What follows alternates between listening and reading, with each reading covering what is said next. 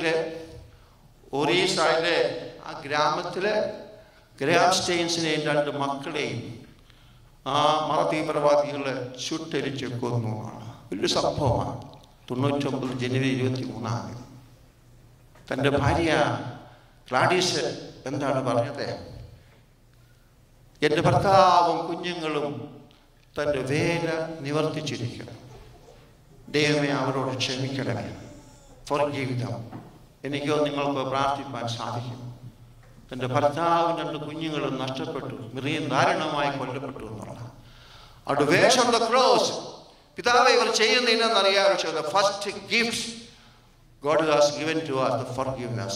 രണ്ടാമത്തെ വേഷം എന്ന് പറയുന്നത് ഇതാ ലൂക്കോസിന്റെ സുവിശേഷം 23:43.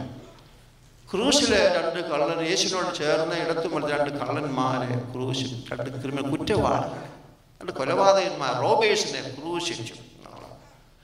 അപ്പോൾ അതില് ഒരു കള്ളനെ പറയാം, കർത്താവേ നീ എഴുന്നള്ളുമ്പോൾ എന്നെയും ഓർത്തുകൊള്ളു, റിമെമ്പർ മീ, എന്നെ ഓർക്കുക എന്നുള്ള. എന്നാൽ മറ്റേ കള്ളന് അപ്പോഴും കുറ്റങ്ങൾ, നീ കർത്താവ് ക്രിസ്തു ആകുന്നെങ്കിൽ ക്രൂശിൽ നിറയുക, ഞങ്ങളെ രക്ഷിക്കുക, ഇതൊക്കെയാണ് പറയുന്നത്. അതുകൊണ്ട് രണ്ടാമത്തെ വേഷം എന്ന് പറയുന്നത് വേഴ്സ് ഓഫ് അഷ്വറൻസ്, ഒരു രക്ഷ, ദ വേഴ്സ് ഓഫ് സാൽവേഷൻ, രക്ഷ നമുക്ക് നൽകുക എന്നുള്ളതാണ്. നീ ഇന്ന് എന്നോടുകൂടി പറുദീസ, ഇന്ന് സാൽവേഷൻ ഇസ് ടുഡേ. ഈ കള്ളന്മാർ സ്നാനമേറ്റവനല്ല, കുർബാനയിൽ പങ്കുകൊള്ളണമെന്നുമല്ല, പക്ഷെ ഇന്ന് തന്നെ സാൽവേഷൻ, രക്ഷ നിനക്ക് നൽകുന്ന അഷ്വറൻസ് തരുന്നത്. അതുകൊണ്ട് ഈ സാൽവേഷൻ എന്ന് പറയുമ്പോൾ it is not an attainment but obtainment. Please remember that. രക്ഷയെക്കുറിച്ചുള്ള നമ്മുടെ ചില വികലമായുള്ള വിശ്വാസമുണ്ട്. രക്ഷ എൻ്റെ പ്രവൃത്തി കൊണ്ട് പുണ്യം കൊണ്ട് ലഭിക്കുന്നതാണെന്നുള്ളതല്ല. Salvation is not attainment. പിന്നെന്താണ് സാൽവേഷൻ? ദിസ് ഇസ് ഒബ്റ്റൈൻമെന്റ്, ദൈവത്തിൻ്റെ ദാനമാണ്.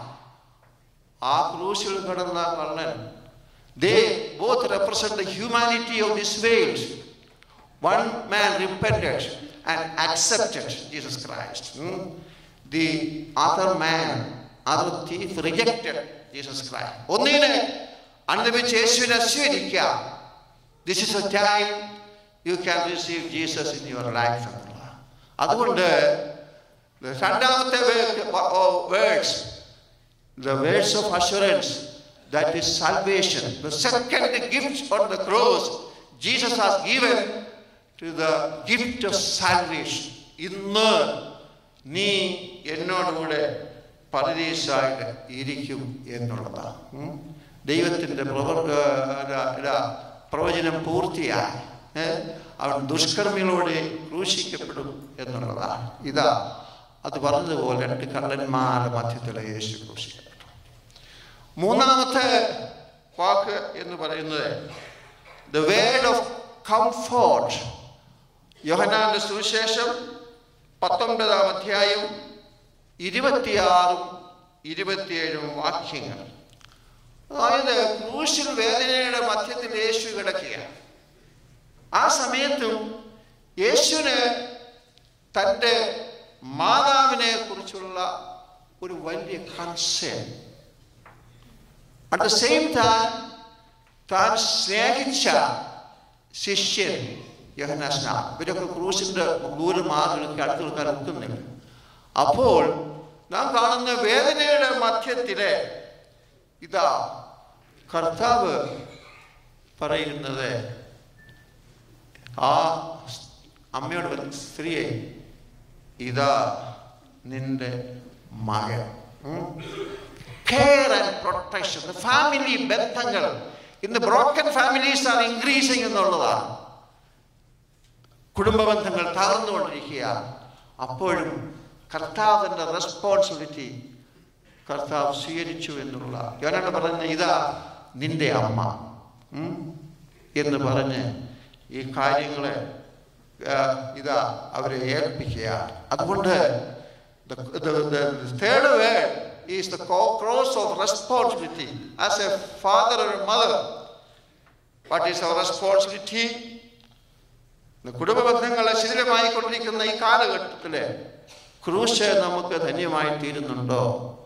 യേശുവിൻ്റെ പ്രൊട്ടക്ഷൻ എന്നുള്ള നമ്മൾ പാട്ട് പാടിയിട്ടുണ്ട്. ആർക്കറിയാമല്ലോ, ഒരു രണ്ടുപേരി പാട്ട് പാടാം. എനിക്കായി കരുതാമെന്നുരച്ചവനെ എനിക്കൊട്ടും ഭയമില്ല നിന്നെ ചീടുവാൻ. എനിക്കായി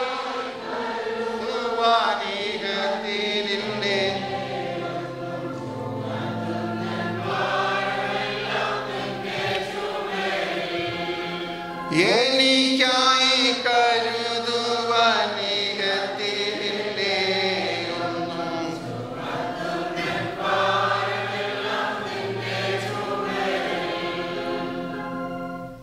The third word of Christ on the cross is the gift of responsibility, the gift of comfort, the gift of care, the gift of protection.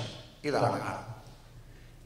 അപ്പോൾ ആദ്യത്തെ 3 വാക്ക് മറ്റുള്ളവർക്ക് വേണ്ടി കർത്താവ് പ്രാർത്ഥിച്ചു. വേദനയുടെ മധ്യത്തിൽ ആവില്ലാതെ പരിഭവമൊന്നും പറയാതെ മറ്റുള്ളവരെ കരുതിയായിട്ടുള്ള കർത്താവ്. നമ്മൾ മെസ്സേജ് ക്രോസിനെ ചിന്തിക്കുമ്പോൾ നമ്മൾ ഗുഡ് ഫ്രൈഡേയിലൊക്കെ വന്നിരിക്കുകയാണ്. നമ്മൾ ഓർക്കേണ്ടത് നമ്മെ കുറിച്ച് ദൈവത്തിൻ്റെ ഉദ്ദേശം എന്താണ്? വി ആർ ഫോർ അതേഴ്സ്, മറ്റുള്ളവർ എന്നുള്ളതാണ്. സാൽവേഷൻ ആർമിയുടെ സ്ഥാപകനാണല്ലോ വില്യം ബൂത്ത്. ഒരിക്കൽ അദ്ദേഹം വലിയൊരു ക്രൂസൈഡിലേക്ക് വിളിച്ചു. പെട്ടെന്ന് രോഗിയായി തീർന്നു. അദ്ദേഹത്തിന് ആ ക്രൂസൈഡിലായി കൺവെൻഷനിലെത്താൻ സാധിക്കില്ല. അപ്പോൾ അദ്ദേഹം പെട്ടെന്നൊരു ടെലിഗ്രാം മെസ്സേജ് കൊടുത്തു. ആ മെസ്സേജിൽ ഒറ്റ വാക്ക് അദ്ദേഹം കുറിച്ചു. അദ്ദേഹത്തിൻ്റെ കൺവെൻഷൻ മെസ്സേജ് ഇതാണ്: അതേഴ്സ്, മറ്റുള്ളവർ, അതേഴ്സ്. അതുകൊണ്ട് do we have given the space to others? മറ്റുള്ളവർക്ക് ഒരു സ്പേസ്, ഇടം നമ്മുടെ ജീവിതത്തിലുണ്ടോ എന്നുള്ളത് നാം ഓർക്കണം. മറ്റുള്ളവരെ കരുതുക. 4ാമത്തെ വാക്ക് the word of desolation. എൻ്റെ ദൈവമേ, എൻ്റെ ദൈവം, my God, my God, why have forsaken me? എൻ്റെ ദൈവമേ, എൻ്റെ ദൈവമേ, നീ എന്നെ കൈവിട്ടത് എന്ത് എന്നുള്ളത്. ഒരു പക്ഷേ നമ്മൾ പറയും നിരാശയുടെ പ്രാർത്ഥനയായി. അത് പ്രാർത്ഥിച്ചപ്പോൾ നട്ടുച്ച നേരത്ത് സൂര്യൻ ഇരുണ്ടു. ഈ മധ്യാഹ്ന സമയത്ത് നമ്മൾ ഇരുട്ടായി തീർന്നാൽ എന്താണ്? സൂര്യൻ പോലും ദുഃഖിച്ചു, പ്രകൃതി പോലും ദുഃഖിച്ചു. യേശുവിൻ്റെ മരണത്തിൽ സൂര്യൻ, പ്രകാശം നൽകുന്ന സൂര്യൻ പോലും അന്ധകാരം നൽകി എന്നുള്ളതാണ്. അതുകൊണ്ട് കർത്താവ് തൻ്റെ ബന്ധങ്ങൾ, ഫ്രണ്ട്ഷിപ്പ്, എൻ്റെ ദൈവമേ, എൻ്റെ ദൈവമേ, നീ എന്നെ കൈവിട്ടതെന്ന്. യേശുവിൻ്റെ ജീവിതത്തിൽ തൻ്റെ സഹോദരങ്ങൾ തന്നെ കൈവിട്ടു, കുടുംബബന്ധങ്ങൾ, മറ്റു പല ജനങ്ങളും തന്നെ കൈവിട്ടു. അപ്പോൾ തൻ്റെ ഫ്രണ്ട്ഷിപ്പ്, റിലേഷൻഷിപ്പൊക്കെ നഷ്ടപ്പെട്ടിരിക്കുക. എങ്കിലും എൻ്റെ ദൈവമേ, എൻ്റെ ദൈവമേ, നീ എന്നെ കൈവിട്ടത് എന്ത് എന്നുള്ളൊരു ചോദ്യം അത് നിരാശയുടെ അല്ല. പിന്നെയോ എന്താണ്? തൻ്റെ ജീവിത സകലരും ഉപേക്ഷിക്കപ്പെട്ടാലും എൻ്റെ ദൈവം എന്നെ ഉപേക്ഷിക്കുന്നില്ല. How do we react when we face the difficulties, sufferings in our life? നമ്മുടെ ജീവിതത്തിൽ ഭാരവും പ്രയാസവും വരുമ്പോൾ നമ്മുടെ വിശ്വാസം നമ്മൾ എങ്ങനെ സൂക്ഷിക്കുന്നുള്ള? കർത്താവ് അവിടെയും നിരാശപ്പെട്ടില്ല. എൻ്റെ ദൈവമേ, എൻ്റെ ദൈവമേ, നീ എന്നെ കൈവിട്ടതെന്ന്. പ്രിയപ്പെട്ടവരെ, പലരും നമ്മെ കൈവിട്ടെന്നിരിക്കും. നമ്മുടെ ഒറ്റ ബന്ധുക്കൾ, നമ്മുടെ ആശ്രയമായിരുന്നവർ പെട്ടെന്ന് മരണത്താൽ ലോകത്തിൽ നിന്ന് മാറ്റപ്പെട്ടിരിക്കും. നമ്മുടെ കൂടെ നിന്നവർ നമ്മളെ കാലുവാരി എന്നിരിക്കും. യൂദയെ പോലെ ഒരു നമ്പർ 1 പാരയായിരുന്നു യൂദ. കർത്താവിന് ഒരിക്കലും രൂപാന്തരപ്പെടുത്താൻ കഴിയാത്തൊരു മനുഷ്യൻ യേശുവിൻ്റെ അടുക്കൽ വന്നവരെ എല്ലാം രൂപാന്തരപ്പെടുത്തും. Jesus could not transform Judas. അതുകൊണ്ട് നമ്മൾ ഒന്ന് ഓർക്കേണ്ടത് എന്താണ്? നമ്മുടെ ബന്ധങ്ങളെ തകർന്നു പോകുമ്പോൾ ഇതാ എൻ്റെ കർത്താവ് എനിക്ക് മതിയായി, എന്നെ കൈവിടുന്നവനല്ല, അത് നിരാശയുടെ പ്രാർത്ഥനയല്ല, തൻ്റെ വിശ്വാസത്തിൽ ഉറച്ചു നിൽക്കുന്ന പിതാവേ കഴിയുമെങ്കിൽ ഈ പാനപാത്രം എങ്കിൽ നീക്കണമേ, എങ്കിൽ എൻ്റെ ഇഷ്ടമല്ല അങ്ങയുടെ ഇഷ്ടം.